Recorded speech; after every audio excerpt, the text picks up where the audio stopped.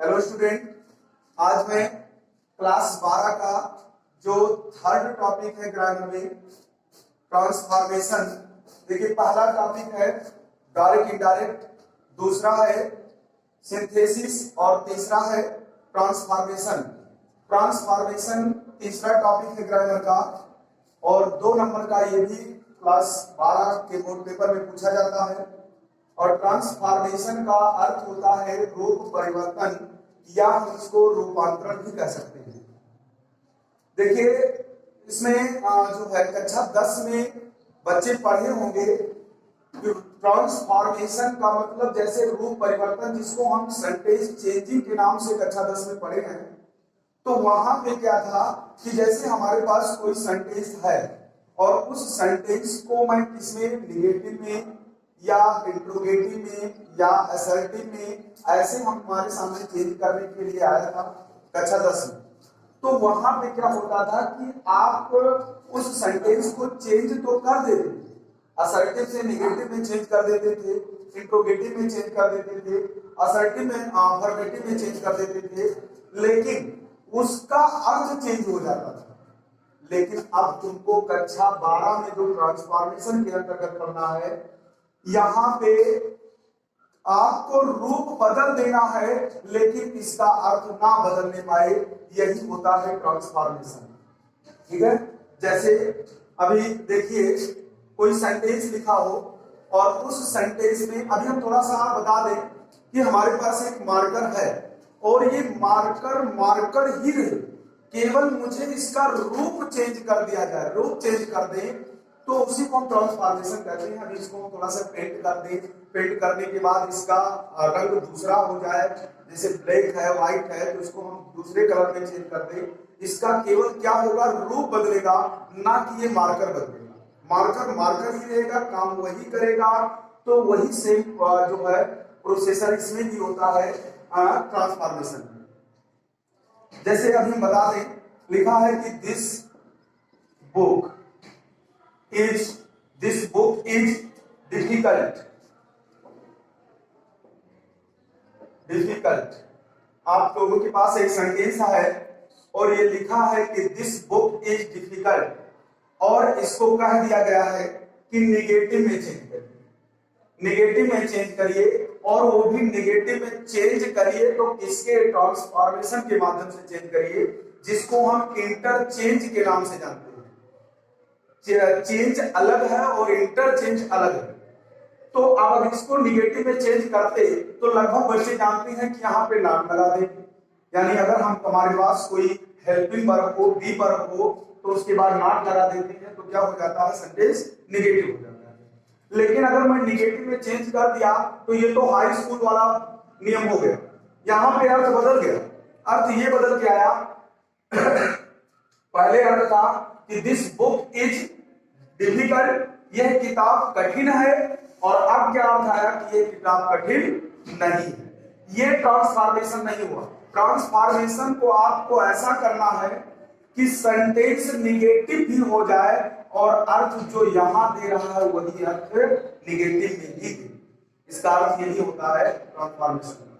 तो इसको हम क्यों ऐसा बदलते हैं कि दिस बुक इज, और कोई एडजेक्टिव दिया रहता है तो उसी का हम अपोजिट कर देते हैं निगेटिव के वर्ड, यानी नॉट के पहले। तो यहाँ हम नॉट तो लगाएंगे ही क्योंकि हमको निगेटिव बनाना है, लेकिन डिफिकल्ट माने क्या होता है, कठिन, तो हम इसका जो है अपोजिट वर्ड इजी रखेंगे। ठीक, अब इसका अर्थ देखें और इसका अर्थ देखें, दोनों अर्थ सेम, अर्थ सेम ही है। और ये कह रहा था कि निगेटिव आप बदलिए, निगेटिव भी हो गया है लेकिन अर्थ में कोई परिवर्तन नहीं हुआ। तो दिस बुक इज डिफिकल्ट, यह किताब बहुत कठिन है, ये किताब कठिन है। और यहां भी कहा है कि this book is not easy, यह किताब आसान नहीं है। इसका मतलब यहां भी किताब कठिन है, दोनों में अर्थ सेम है। इसका मतलब ये अब कुछ तो समझ में ही आया होगा कि ट्रांसफॉर्मेशन में क्या करना है, हमें सेंटेंस चेंज करना है लेकिन उसके अर्थ में कोई परिवर्तन ना हो। तो अब हम एक लाइन इसकी परिभाषा लेते हैं। ठीक, इसकी परिभाषा में बता देते हैं कि इसका मतलब क्या होता है। ये तो मैंने थोड़ा सा एग्जांपल दिया था कि कैसे क्या किया जाता है। ट्रांसफॉर्मेशन का अर्थ होता है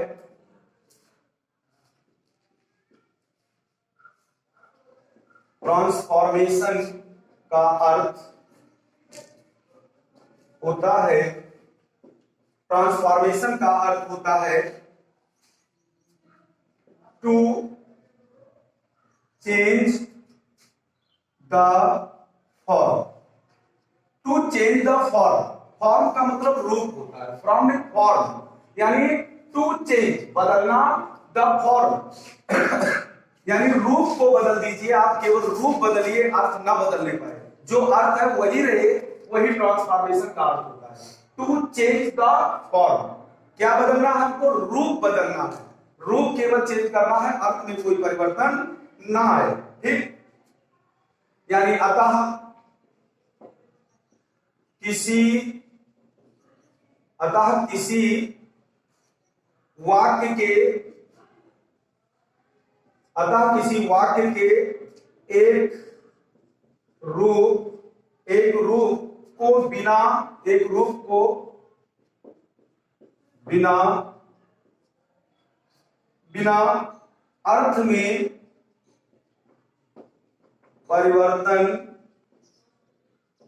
अर्थ में परिवर्तन किए दूसरे रूप में बदलना।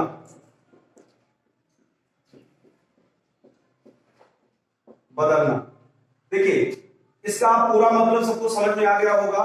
ट्रांसफॉर्मेशन का अर्थ होता है टू चेंज द फॉर्म, यानी रूप बदलना। टू चेंज द फॉर्म यानी रूप बदलना। और यहां हिंदी में थोड़ा परिभाषित कर दिया गया है कि अतः किसी एक वाक्य को, हमारे पास कोई सेंटेंस हो, उस सेंटेंस कोई एक वाक्य हो, उसको हम उसके रूप को बदल दें। किसी वाक्य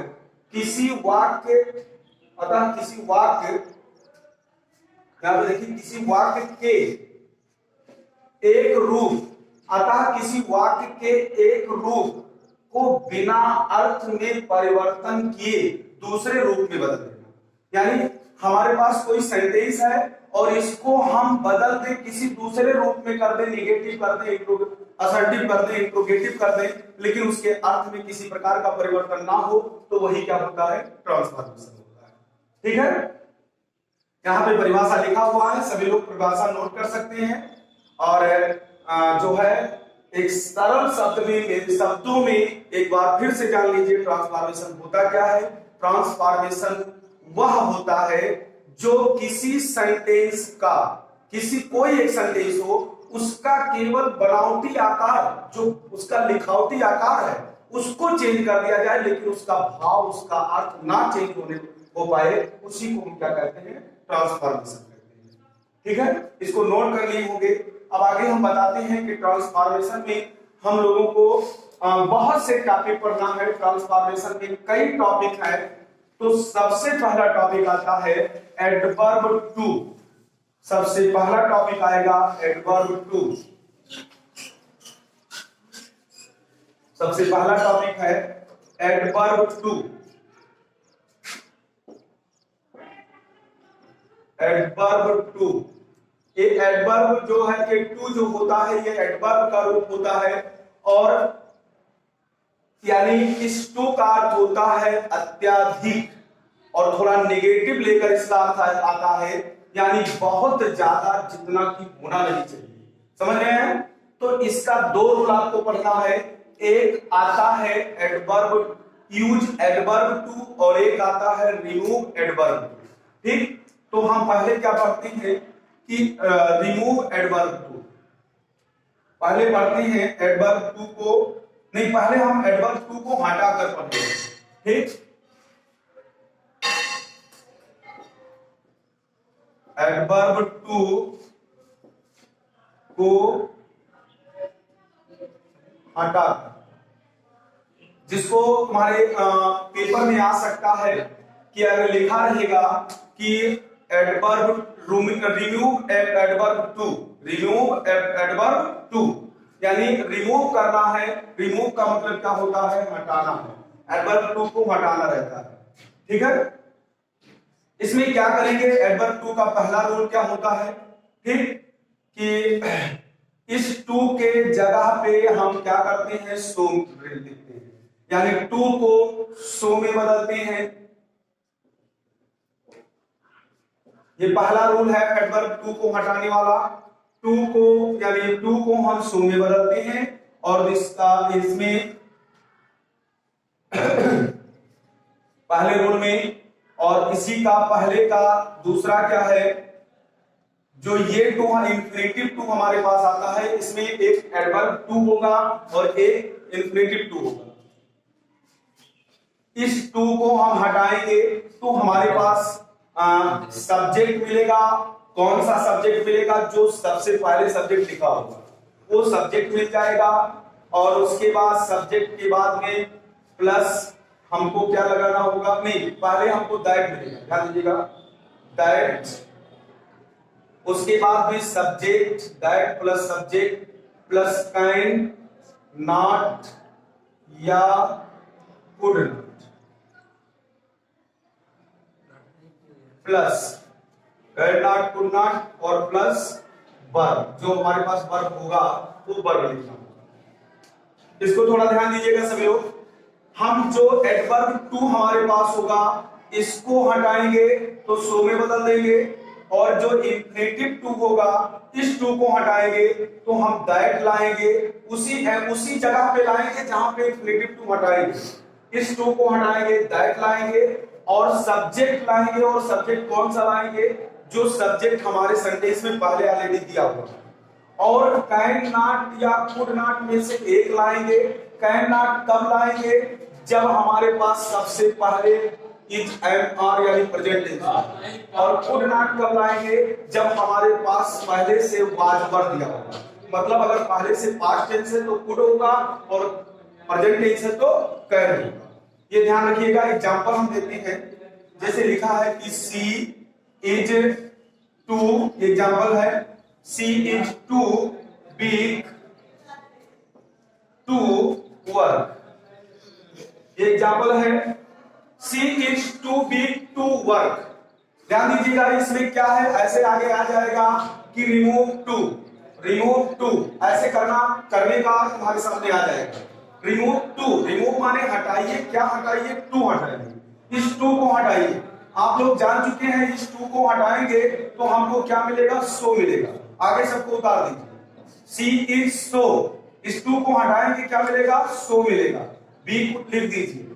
उसके बाद जो इंफिनिटिव टू है यहाँ पे लिखा हुआ है, इस टू को हटाएंगे तो सबसे पहले क्या मिलेगा? दैट, दैट मैं लिख दूंगा।